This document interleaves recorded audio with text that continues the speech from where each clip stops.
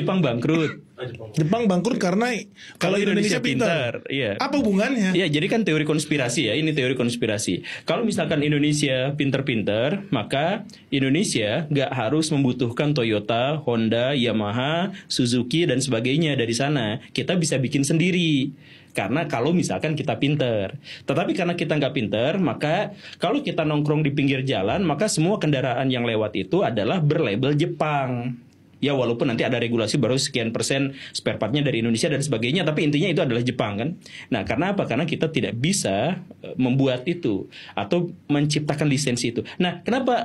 Agar kita tetap tidak bisa membuat, maka sumber daya manusia itu harus dibuat rendah. Gimana caranya? Dengan bikin lembaga-lembaga pendidikan yang akan merusak bangsa. Teori konspirasinya gitu. Makanya beberapa kebijakan-kebijakan, beberapa peraturan-peraturan atau kebiasaan-kebiasaan pendidikan kita itu nampaknya merusak otak secara secara sistematik daripada menghasilkan. Jadi contohnya gini nih, yang merusak otak itu gini. Pak Benix punya otak, saya juga punya otak. Nah, bagaimana cara otak bekerja itu? Otak hanya akan menyimpan sesuatu yang menurut dirinya penting. Menyimpan informasi hanya yang penting saja. Yang menurut dia tidak penting itu akan diabaikan. Lupa. Dan itu akan tergantung pada bakat yang juga sudah disadari oleh Pak Benix, disadari oleh saya. Jadi misalkan orang-orang yang sejak awal bakatnya memang musik, jadi dia akan mudah lebih hafal pada musik, dia lebih bisa menciptakan, dia lebih peka terhadap musik yang enak dan gak enak dan sebagainya. Nah, jadi kalau misalkan ada pelajaran yang berhubungan dengan musik, itu pasti akan menerap lama dalam otaknya. Gitu kan? Kalau yang suka pada misalkan olahraga, maka dia akan lebih mudah mengingat materi-materi atau gerakan-gerakan yang berhubungan dengan olahraga. Gitu. Nah, rumusnya begitu. Itu kerja otak itu begitu. Nah, sekarang tidak jadi begitu. Sekolah-sekolah kita itu semua pelajaran harus dipelajari bahkan ketika kita tidak tahu tujuannya apa. Kita, tadi yang gue bilang itu yang komplain itu ya. Iya. Belajar fisika, kimia, bahasa Inggris, bahasa daerah, bahasa ini. Kan kita nggak ngerti juga siapa istrinya Kapten Patimura gitu. Buat apa? Ya, buat apa? Buat apa, bro? Dan kita tanya misalkan nanti kepada Pak Prabowo, tahu nggak itu? Nggak tahu. Nggak taunya pun jadi presiden. Artinya apa? Materi-materi itu tidak relevan buat kehidupan karena ada tahu dan tidak tahunya kita nggak ngaruh buat kehidupan. Betul. Kan tadi nggak tahu kan? Jadi investor, punya perusahaan, itu jadi presiden, itu jadi artis. Padahal mereka nggak tahu. Padahal gue nggak tahu tanggal lahirnya Soekarno. Nah iya. Nah misalkan begitu ya. Nah artinya apa? Artinya pelajaran-pelajaran itu tidak relevan dan kita tidak sejak awal tuh nggak ngerti pelajaran-pelajaran itu, tapi dijejalkan. Akhirnya mekanisme dalam otak kita adalah kita lupakan karena nggak penting menurut kita. Lalu ada ulangan, kita harus mengingatnya, baca, lupa lagi, secara alamiah kita melupakan, baca lagi, lupa lagi, baca lagi. Otak kita sejak awal sudah dibuat stres, tertekan, buang-buang energi hanya untuk menghapus dan memasukkan lagi materi itu. Jadi otak kita tuh udah rusak. Akhirnya apa? Usia SMP, usia SMA, ketika kita sekolah, kemudian ada kabar, guru ini nggak masuk, hore! Kan jam pelajaran paling enak itu adalah jam pelajaran kosong. Bener juga. Padahal pas kita kosong tuh sebenarnya kita nggak ngapa-ngapain juga sebenarnya.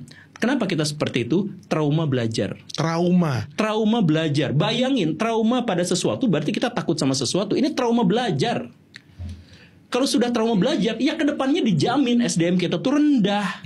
Karena belajar aja udah trauma. Menyakitkan ya. Nah itu dimulainya dari mana? Dimulai dari sistem pendidikan di mana kita dipaksa mempelajari sesuatu yang bahkan kita nggak tahu faedahnya apa.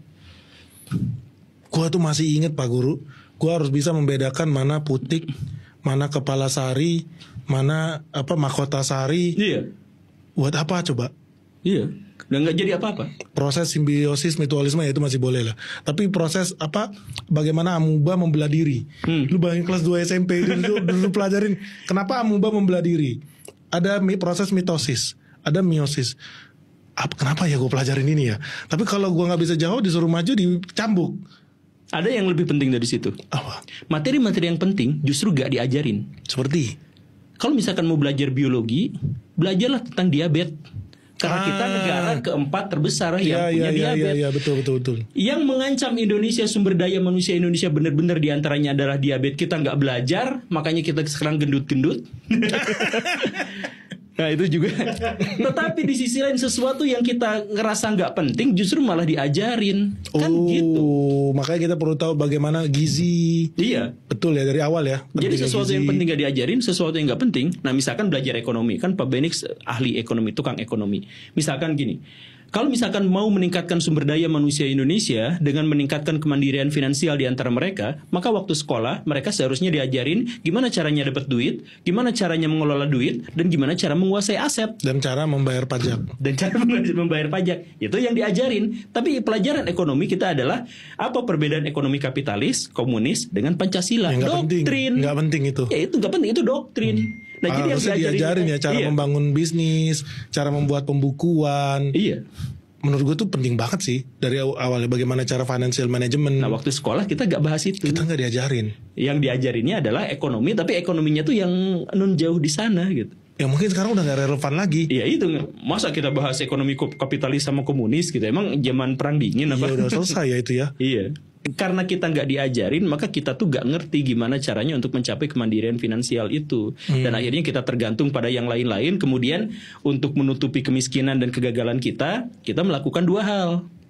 Satu, kita menyalahkan pihak lain. Ya, yang tadi itu. Itu mental victim tuh. Kemudian yang kedua, kita menyalahkan Tuhan. Buset.